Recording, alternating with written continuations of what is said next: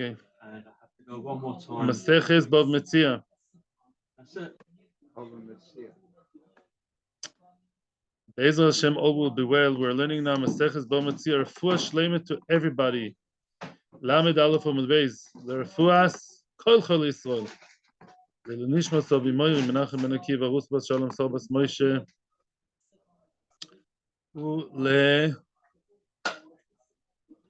ולרפואס תינוק בן מלכה רבקה, תומר בס נום בלזיסו, בסורך שחר לישראל.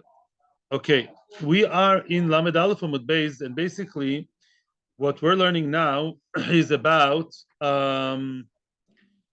the double lashonis in the Torah. Why is it that the Torah sometimes, especially when it comes to commandments, to tzivuim, why does the Torah tell me that the same? Why does the Torah repeat the same word twice? Yeah, we spoke about hanektanik, right? Oshev teshivim, right? V'chule v'chule, all these things as of tazov. The question is, why does it say now? Why does it say Havet Avitenu? We are 1, 2, 3, 4, 5. 5. From the narrow lines, you have to count 5 lines from narrow lines. Yeah, from the narrow lines. Line starts with the word Adam. Says the Gemara, Havet Avitenu. Havet Avitenu means you should lend the poor person. Havet Avitenu. Lend the poor person money. Okay? Avot is collateral. You should collateralize him, meaning lend him money. And the question is, why do you have to repeat it twice? One would say the simple case of halva is a person that ein loy. He doesn't have money of his own. He really doesn't have money. And the he doesn't want to take from tzedakah.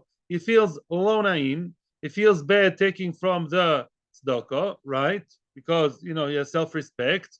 Amar Rachmana, says the Torah, ten lo derech halva.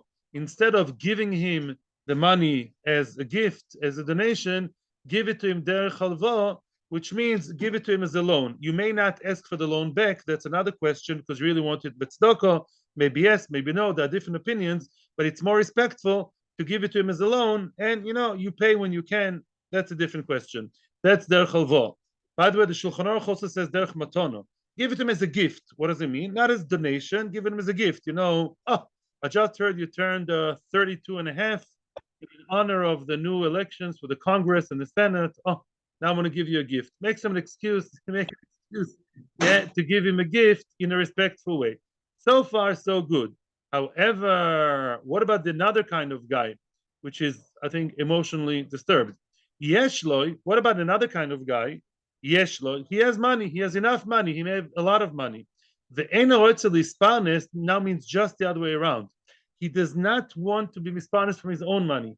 He prefers taking money from tzedakah. His own money he keeps in his bank account, and he likes the banking account to look nice and full, cushioned, well padded. And he goes to the Kupa Shel Tzedakah, he goes to L'Manachai, he goes to tzedakah organizations asking for money. So one would say, Minayin, how do you know that you give him tzedakah? Talmud Lomer Ta'avitenu Mikol Mokoim.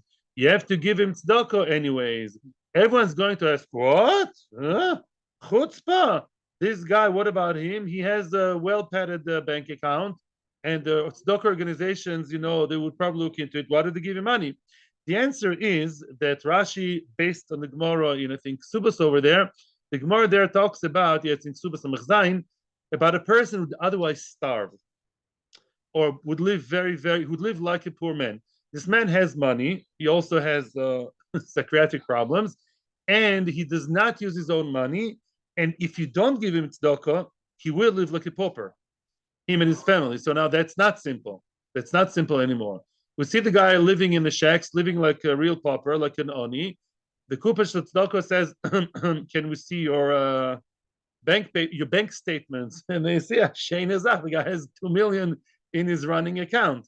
And he says, "No, I'm saving for a rainy day." What's a rainy day? Whenever. And that's a question. This guy Lemaisa does live like a poor man, although he has nice money on the side, but he only takes from the tzedakah.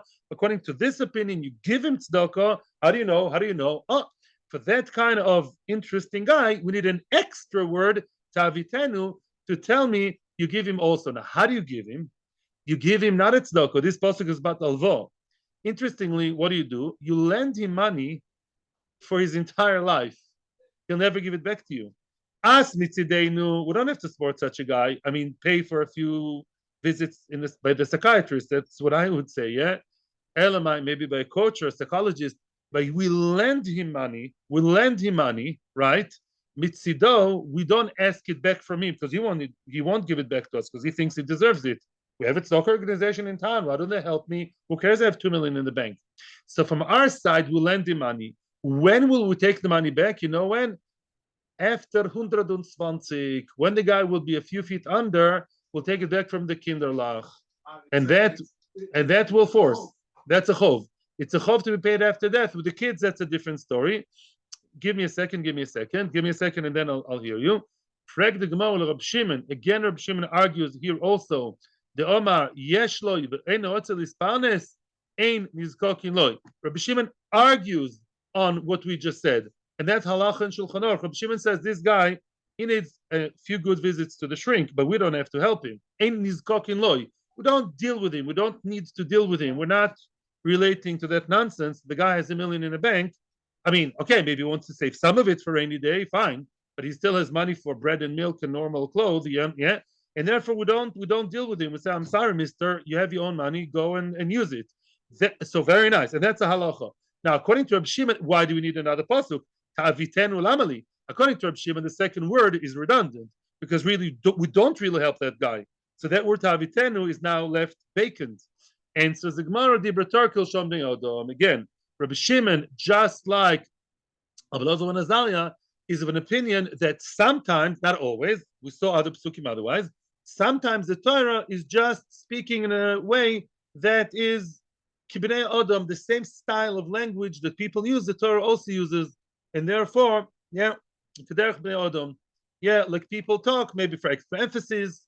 And here I have to eat my hat and admit that English translations that say, surely, you shall surely lend him. Very nice, surely.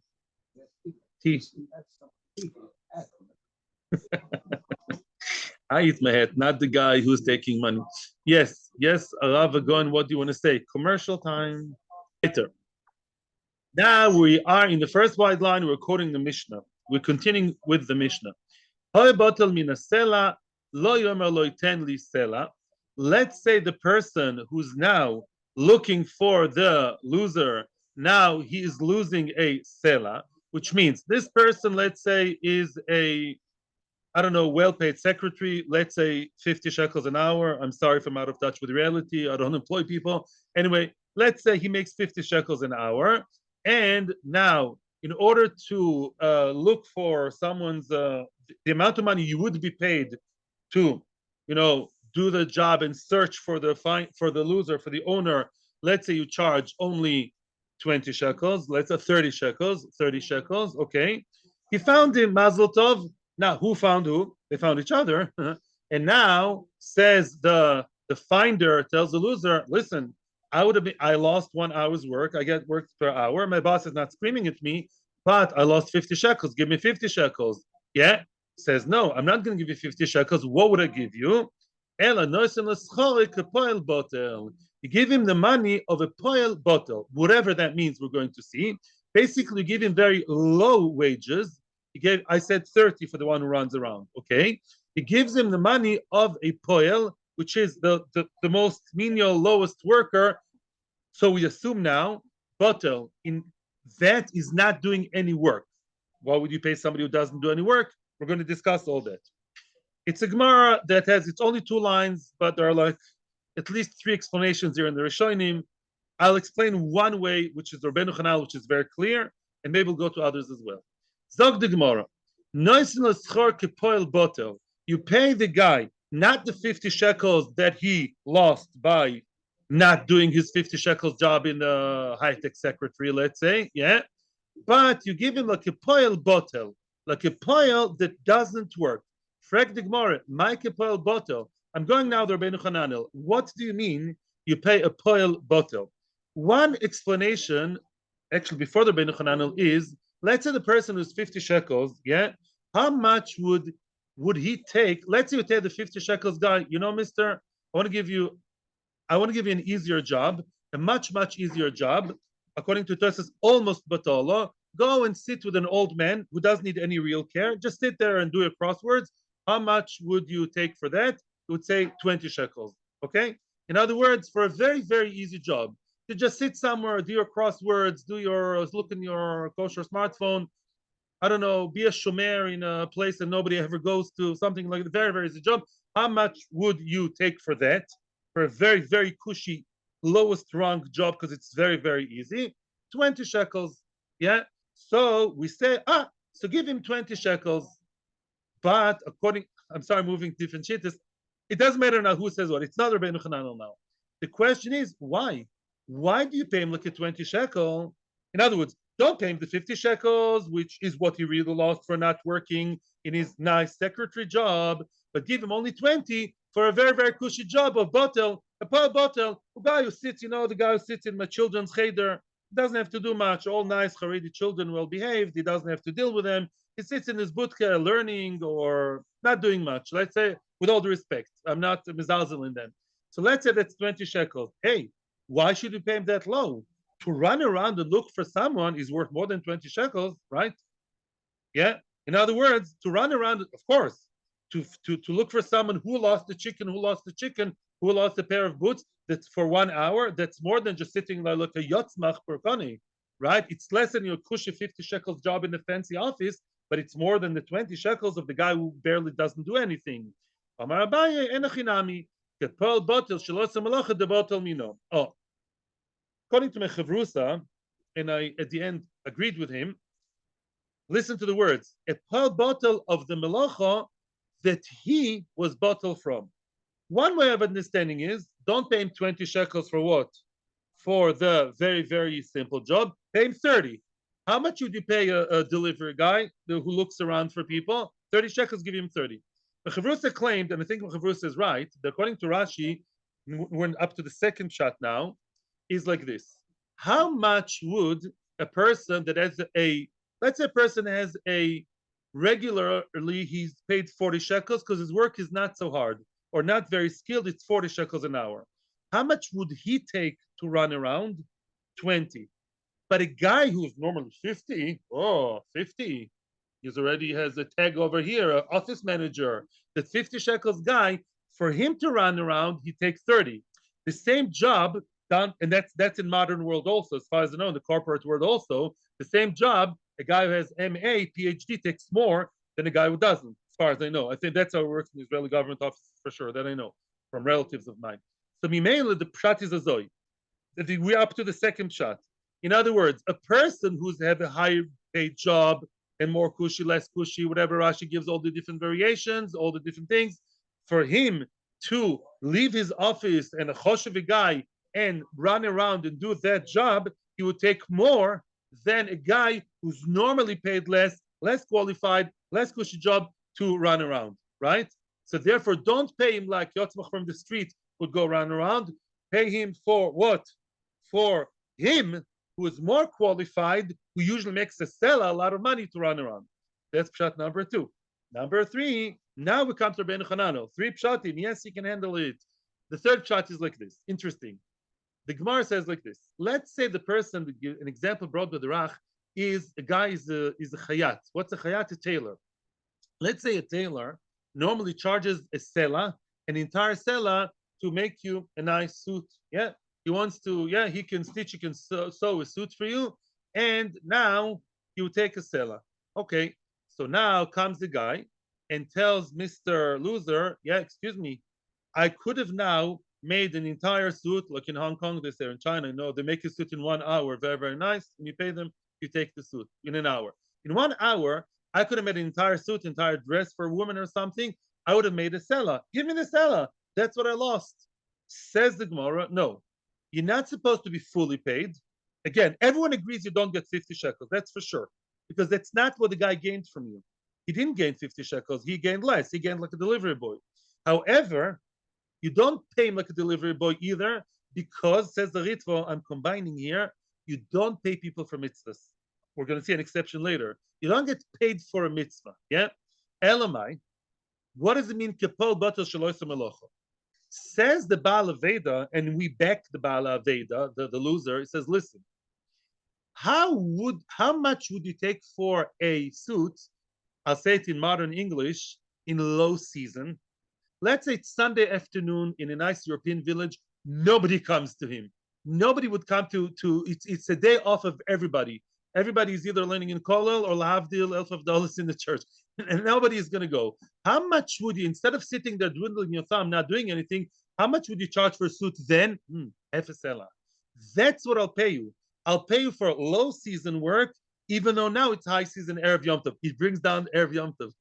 Erev Yom Tov, everyone wants new suits. That's just an example. Why? Because according to all three shittas, we don't pay him the full job that he lost, the 50 shekels. He didn't do a 50 shekels job for me. On the other hand, we do take into account his profession, his side of the story of the one finding, and we don't pay him like a menial lowest job, right? Or like a delivery boy or anything with Yidrach. We pay him somewhere in the middle. We find a healthy middle. That's the common denominator to all shittas. A poil botel of that melocha. According to the Rach, what's poil botel? How much would you take for a suit in case you're anyhow out of work? It's anyhow super low season. Of course, you'd prefer to have half a sela than whole sela. That's what I'll pay you, even now during high season. Don't tell me it's not fair. It's fair because you did not make me a suit. Yeah, you did not sew me a fancy French style suit for 1,000. Yeah, and a sela. No, you brought me back my chicken and you did a job of a delivery boy, 18 years old with a scooter. That's all. And therefore, I'm paying you somewhere in the middle. That's according to the Rach, and that's the most simple pshat in my eyes. Yeah. Okay. Quickly questions. I don't want to be in North Korea, but he was, yeah. Okay.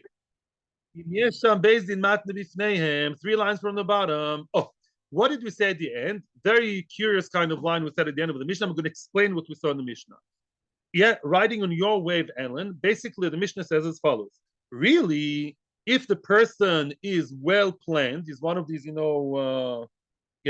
he plans his moves in advance, and he says, wait a second, it's a piece of chicken. I know how many people are here in town. I imagine it will take me an hour, 2 hours to do the job of searching and finding.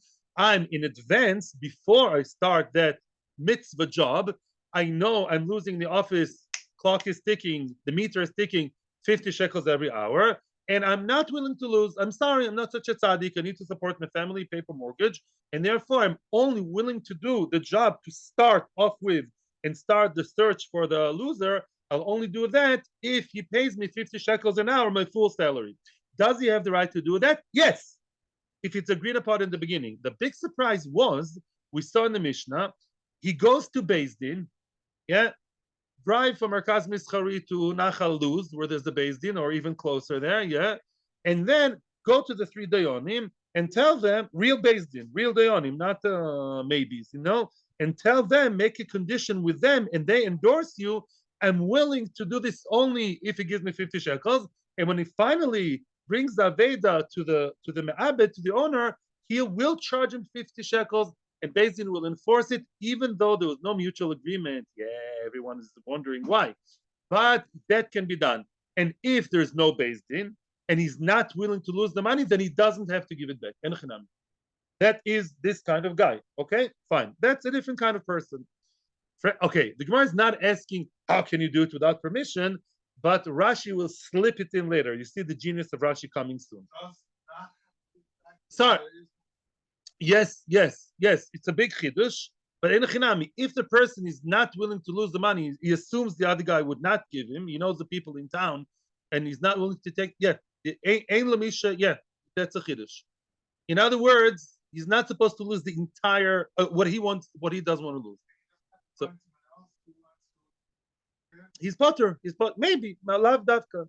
If it takes a few minutes, it's a nice technical. What you're saying is not halach. It's a nice technical solution. Very nice.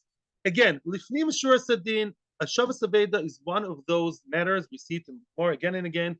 And Shulchan Aruch, Lifnim Mishur Sedin plays a big role over here. And Chanami, Avada Lifnim Mishur Sedin, you should lose the whole 50 or part of the 50, or you don't have time, your 50 shekels are waiting for you over there and you need any penny. You tell another guy, that's a good technical solution. Tell another guy, hey, can you please look for the chicken owner? I have to run to work. You anyhow only make 20 shekels an hour. What do you get? Yeah, that could be. It's a technical thing, yeah? But the etzem, there's no halachic chiyuv. Right? Story time. Isu berav Safra, two heilige meroim. Isu and Rav Safra. Ovid iska ba'adi adadi. To sum it up in short, what the Gemara just said, they were partners. They were partners, and you have to know, by the way, Rashi says, they were partners in goods that were not yet translated into money. Imagine, he doesn't say what. I would say, and I'm using this example on purpose, Rashi doesn't use the example. Let's say, for example, they were partners in jewelry, worth a lot of money. They had, let's say, I don't know, 100 jewelry items. Yeah, 100 pieces of jewelry that they were partners in, all very nice. And then, one of them decided, not science fiction, to split. He doesn't want the partnership anymore. Ozel Rav Safra went to Rav Safra, Polaglei, and he took his 50% worth of jewelry, below dieted the Isur, and he did it without the knowledge of Isur, of his partner. In other words, it took 50% of the of the jewelry, different things. Let's say, imagine yourself gold watches, diamonds, all types of different things. The Ape Beitre, and he did it in the presence of two people. Why? What's the issue over here? Now, what would the partner say? The partner said, you took 50%? Excuse me, you had two people that assessed that let's say that gold watch and that diamond ring and that, bracelet and brooch, it's 50%. Let's say the whole thing together is worth 1 million shekel. How do you know that you took is really 500,000? It's up to people to assess. Different people assess in different ways. Maybe, excuse me, why do you do that without asking me? I should have been there, and together we should have called a person to assess. Somebody agreed by both of us. Maybe it took 55%, right? It's not something so clear cut, and yet that's what he did. Nevertheless, Rav Safra did part and took his 50% based on the assessment of two people. Two people, last time I checked, are not based in, right? Based in, by the way, are people who can assess money in halacha many times. Maybe they're the professional evaluators, could be. But Lamaisa, based in halacha, are not just there to punish and judge, are also there to be part of the assessment evaluation process. Or the I said that. I just said that. Also, Kamed Rabba Baravuna. So now he came. I assume he is who?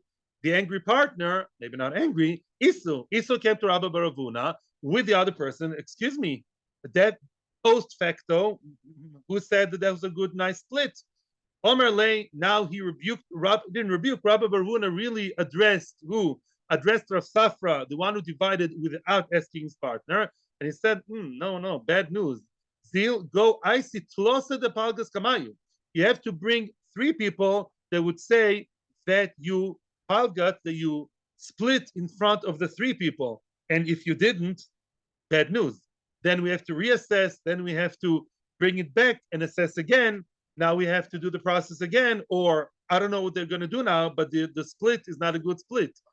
Inami, or alternatively, the next best thing is at least bring trei migot loso, or at least bring 2 people out of the 3, or at least bring me now 2 people from the contingent of 3 people. In other words, you had to split it in front of 3 people, proper based in, and I want to see 2 out of those 3 people that would tell me that it was split in front of them and their friend. 2 dayanim that can be made that was split in front of them and another guy, another dayan, dinami, or at least trei sahadi, or at least bring me 2 adim, the palgas bape betloso, that you split it in front of 3. Again, to properly assess without the knowledge of another involved partner, it's not enough to have 2 people. You have to have 3 people, a proper base. 3 people are not some people. Obviously, 3 people usually means a proper based in. You should have done it with a good based in. Now, the question still is, excuse me, and if it's a based in? No, let's say they do. That's not the question. Either based in a big mumchim or based in call a professional evaluator. Based in do know what they're talking about. Now, The question is still remains, the other person is not there. The other person, it's like you judge somebody without him being there. How does that help? I'm not answering yet. No, I am answering. Says Rashi, going to read this Rashi inside because it's just too delicious to me. Is the second Rashi in the page. It's short. You can have a look at it, Rabbi. The second Rashi, everyone looks in the second Rashi, please, if you don't mind. Im yesham Din. This time Din Shloisha, right? Din are 3. We didn't see it the Gemara, but I'm reading it now. Alma ein koach lehafkir moment zetzel ze bepachos mishloisha. Whoa. HBH. Remember HBH? It's not the name of a bank. No. HBH is Hefker, Din Hefker. Bingo. It's that simple. Hefker, Din Hefker. Which means Din can decide that your money belongs to me. Yes. Or my money belongs to you. Din can decide to move around money whichever way they deem fit. And of course, it has to be a Mumche Din. They say today it doesn't necessarily apply. It's a question. But the real Dayanim, the Smuchim, the ones from Sanhedrin, from the real deal Dayanim, who had real Smicha, not like today, they have permission. And we learn it from Ezra the scribe, that Din have the power to completely confiscate all your money. Obviously, for good reason. Obviously, we rely on Din and don't behave tyrannically. But because of that, Din can decide the money of one guy would move to the other. Kol can they decide that 50% is a justified 50%. No questions for the next 10 minutes. We are here, over here. Omerle, minolacho. How do you know that? Sounds nice, but what's your source? You need 3 people. Maybe 2 are enough for that. By the way, you have to realize, we see in Sanhedrin, Shmuel says, the beginning of Sanhedrin, member of Shmuel, 2 people who are mumche enough and judged are, the din is the din, but they're called Din Chotzus. They're called an insolent, a cheeky Din. An insolent Din, yeah, they're brazen Din, but there is a havamina. The 2 people can also serve as Din over a lower level. I'm not getting out all the halachas. Here, we need a real Din of 3 people to move money around. Nice, but how do you know? Omerle, go back to our Mishnah of Mr. Loser and find her losing 50 shekels and being in a secretary. That An steht in our Mishnah, Im yeshem Din matne bifneim. Oh, if there's a proper Din, and I say I'm willing to do the job, I'm losing 50 shekels in the office, and I'll prove to you because you can call my boss. Listen, Dayoni Hamumchim, listen to me. I'm willing to look around like a chicken without a head to run and look for to find the chicken owner for 50 shekels, and if not, no, and he'll have to pay me 50. Why? Hefker Din Hefker. Ein sham Din bifnei miyatne. If there's no Din around, there's nobody to be matne to actually endorse him and help him make the Tanai work. Shaloi koidem. He says, no, I can't lose 50. I need the 50 every penny. I need to feed my family today. I'm not some fancy high-tech programmer, and therefore I need the 50. I can't do the job. And in any event, what do you see? That you need good Din to create a matzav of moving money from one guy to the other. Here too, yeah, in order to split, you need 3 people and not 2. Very nice. Omer Lei, thank you for patience. Omer Lei, he retorted back and he didn't take it lying down. And he said, this is probably Rav Safar talking. Omer Lei told him back, Midami, what's the comparison? It's not exactly the same. In other words, to mamish demand of a guy to take 50 shekels out of his pocket, and excuse me, you can look for him for 10 hours. How much is 60 times 10? What? How much? Yeah, a lot of money. 500. Yeah. So then what? 500 shekels. Ooh, you're taking money out of someone's pocket. Then you need 3 people. Midami, it's not the same. Awesome. The mapik mamoino mehai umoisiv lehai. You literally take 5 or 50 or 500 or 1,000 shekels from the pocket of Mr. Loser, and you transfer it into the pocket of the finder, Bein and Din. That's mamish taking money from one party to the other. Oh, for that you need a good Din. Aval hocha. But over here, it's not exactly the same. Obviously, Didei Shakli, he took his own 50%. It's true, we don't know it's exactly 50 or 51 or 49, but he did take what belongs to him. You have a question of percentages. I'm not mamish taking money from one to the other. I'm taking my money from the partnership. Gilu milsa be'amahu. All you need to do is an assessment, gilu milsa. You need to officialize it and know that it's done properly. But not taking money from you officially. I'm not taking money, boom, from your pocket to mine. I'm taking what belongs to me. And we can argue whether it's 49, 50, or 51. And that's, to dance around those figures. But I'm taking money from you. And therefore here, but today, Sagile, here too would be enough, argues Rav Safra, who really assessed it only in front of two people and split in front of two people. I am right. Or at least you don't have a proof from our Mishnah. Our Mishnah spoke about taking money from X to Y. You need the proper Bezdin. You'd be completely surprised about it. But to split a partnership, I'm taking my part with a question mark is not that bad, is not that crucial, and therefore two may be enough. Teda, whoa, and I'll prove it to you. It's not just a maybe. I'm proving now that I'm right, says Rav Safra. And really, it's enough to have two people when it comes to splitting money, or, listen carefully, receiving money that I deserve, and the only question is the assessment. By the way, very quick now, we're on the ball now, but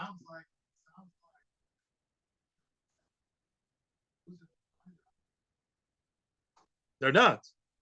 They're not partners. The loser and finder are not partners. It's true that the loser is gaining something. You have a point. The loser is getting back his Aveda. That's true. But the Maisa me'ikar adin, unless conditions are made, as we said, me'ikar adin, he does not deserve 50. So Imamish, it's like a knas. You're basically asking from the loser to pay more than the regular guy. A regular person doesn't pay the full amount of what the finder lost at work. You're asking him a whole new amount here. Nice point, and that's the answer. Weiter. We have to. We can talk when we get to the Mishnah. When we get to the Mishnah, weiter. Teda ditnan. Listen to the following Mishnah. Almana miskena rachmana litzlon. A woman is an almana. Erusin is doing different stories there in Ksubas. And almana, what does an almana get after her husband is niftar? Besides ksuba, up until she gets a ksuba, to cut a long story short, she gets mezoinus. She didn't yet get the actual ksuba, the big money yet, from that karka that he has somewhere that they have to sell, blah, blah, blah. Meanwhile, and it's part of the ksuba, as long as she's an almana and she's ksuba-less temporarily, she gets 20,000 shekels a month. From who does she get it exactly? From his inheritance. Who's the inheritance? There are the boys, the sons, the yorshim. Let's say there are yorshim. It could be her own sons, very lo naim. And now it's her against them. She's supposed to basically receive a monthly stipend of 20,000 shekels until she says goodbye with the ksuba, yeah, and that's what she's supposed to get every time. Now, those yisoimim, yeah, they don't have yet, they don't have cash, 20,000 shekels every month. They have some, let's say, to make it simpler, karka, or let's say they also have jewelry. They have goods, they have stuff that can be sold. Okay. Now, who's they is a good question. Somebody should sell the jewelry of the Yisoim. Almana needs to eat. She needs to go to the Makolet. She's hungry. Somebody has to sell the jewelry of the Yisoimim, make 20,000 shekels out of it, and give her 20,000 shekels cash, so she can buy, cheese and biscuits, and she can buy dresses and new mascara, whatever she buys. Very nice. So far, so good. Now listen to this. Almana moicheres shelo bifnei bezdin. An almana may sell on her own. She may take the jewelry of the Yisoimim or anything of the Yisoimim who owe her the monthly stipend, and she can quickly sell it without the real assessment. Rings the bell of Bezdin. She needs the money now, and she says she goes with the jewelry to the jewelry soicher, and she says, "Will you pay 20,000? Yeah, 20,000." And then the next month she's got to the Yisoimim, another 20,000. The Yisoimim may be absolutely angry with her. Say, "Excuse me, mommy," or stepmommy, or father's second wife, or somebody. "Excuse me, you were too quick on the draw, and you sold it without proper assessment of Beis Din." As we'll see later, the different story. She sells it without Beis Din. The Yisoimim say, "Excuse me, those jewelry you sold for 20,000. Now you're asking for more." Mapitom. If we'd go to a proper assessor, meaning Beis Din, maybe they would say it's 30,000. Would save us a lot of money. Yeah. Mitzidenu, we paid you for a month and a half, not for 1 month. You were quick and you were rushed, and you said, and yet we say she's allowed to do that. Why is she allowed to do that without Beis Din? 2 reasons. Says the Gemara, either the father, meaning her deceased husband, probably would not want her to be misbaish in Beis Din. For her to go to Beis Din as a woman, it's a big busha, it's a tircha, it's not nice. Let her do it quickly, hush hush. The other reason is china. So women would want to get married. Otherwise, women would want to get married if they knew really that they have to go through this entire process. We facilitate the process for her to quickly get the money. But in any event, we still see that when it comes to what? When it comes to getting the money, how? When somebody's very similar to our case, to the case of the Aveda, to the case of the Aveda. Here is money, excuse me, not to the Aveda, to the case of the partners. Here is money that I'm owed. I have 50% of the jewelry, Rebecca of Safra and Isur, and I want to get out of it. I deserve it. Money that I already deserve. I don't need the whole process of Beis Din. I deserve it anyways. It's not like I'm taking all, and therefore I don't need 3 people. It's enough to have 2 people. It's enough to have 2 people, and that's what it says there, at least in the Havamina, that it's enough for a woman to have in front of 2 people. That's enough. Omar la Abaye, says Abaye, no. V'lav mi'itmar lo, didn't we learn over there? Omar v'Yosef b'Manyum Yom of Nachman, Almona ain't tzricha beis din shel mumchin. Almona does need a beis din of mumchim. She does need the top beis din, aber tzricha beis din shel idiotos, which means middle of the road. She doesn't need beis din, doesn't mean it's enough to have 2 people. You're wrong. 2 people are not enough. I'm sorry. She needs what? A beis din, but not the top beis din of mumchim, of experts, or mumchim means that they got mistoira, they know everything in the top beis din in the world. It's enough to go to a lower class beis din, but not 2. She still needs 3. And therefore, you're still wrong, Rav Safra. Why? Because Lamaisa, you split in front of 2 people. Yeah.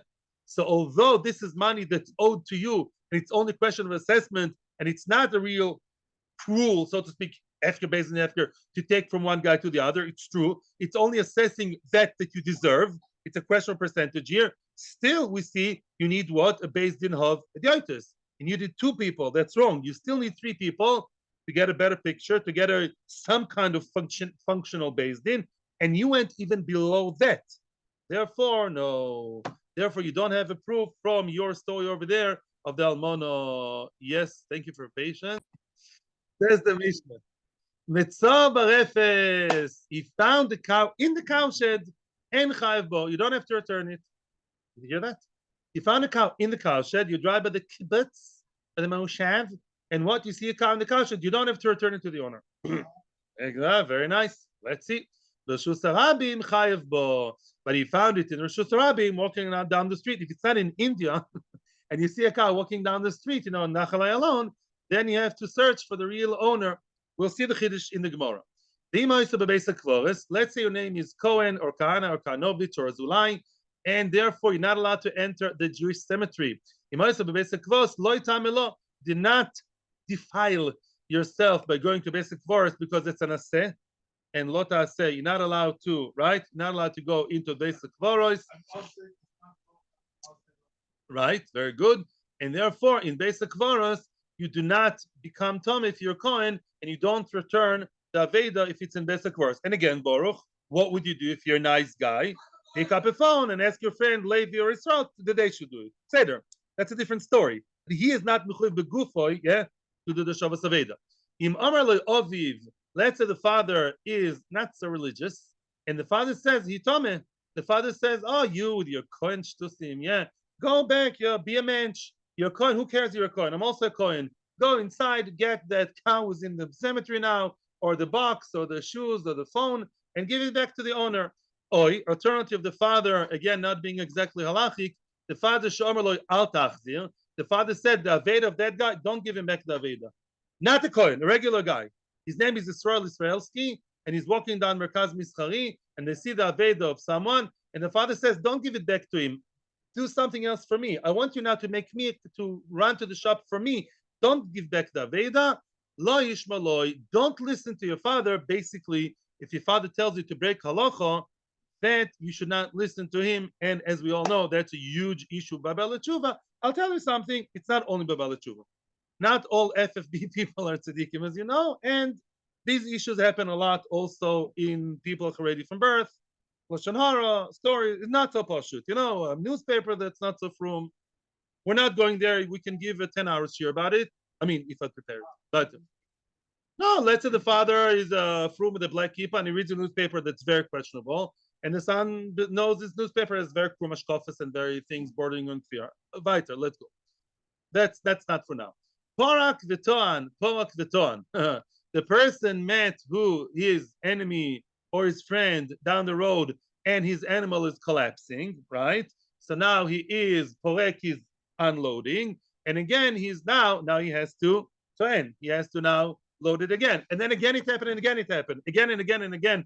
The animal, in some kind of cruel computer game, the same action happens again and again. The animal keeps falling and falling and this and that. Even 4 or 5 times, or even more, even 100 times we saw before. You always have to the chiyuv again and again to be toyen, to load the behema again and again. Shenemar, it says, azoiv tazoiv.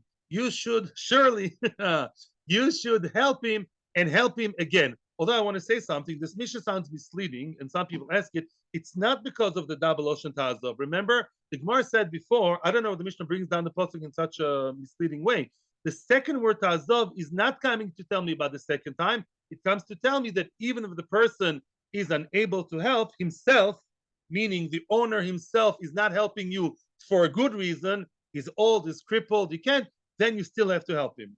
But even if it says in the Torah only one time tazoid, you'd also have to help him again and again, just like you have to put on tefillin every day again. The chiyuv restarts every time. It resets and restarts. Now, here comes a classical case which we all know. Holach. Let's say the person, the owner of the cow, of the donkey, of the camel that's fallen apart, you come to his rescue, l'shem mitzvahs prika v'te'ina, he goes, v'yoshev loy, he sits down. How does he sit down? With a cigarette, coffee, smartphone, all in one hand.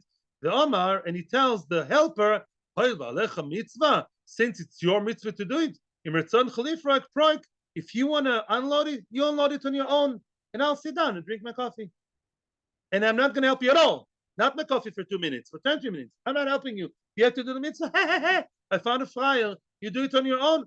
But in this case, the helper, the potential helper, is exempt from prika and te'ina. Shenema, because it says imoy. Help your friend with your friend. A person, what's the lesson over here? A person who does not want to help himself, nobody can help him. Nobody should help him. A person who wants to abuse and exploit others. And by the way, I got a psak from a Rav one. The same thing applies to tzedakah. A person who stam doesn't want to work for no apparent reason, he's not in koilol really learning well. Stam doesn't do anything, and he just wants to get tzedakah and exploits people's good hearts. You don't have to help him. I got a psak like that from around the rabbanim in the neighborhood.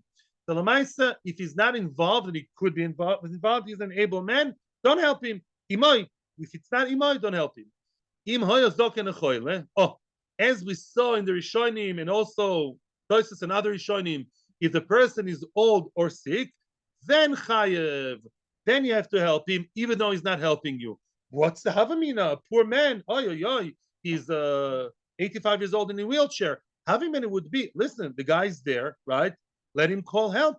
Let him pay people. Call the tow services. Call yedidim, chaverim. No, that you don't say. If the person is not helping and he's unable to help you, and he's not trying to do some kind of other ways to help himself. He's physically unable, although mentally he's there, but physically unable. We don't say he should have, could have.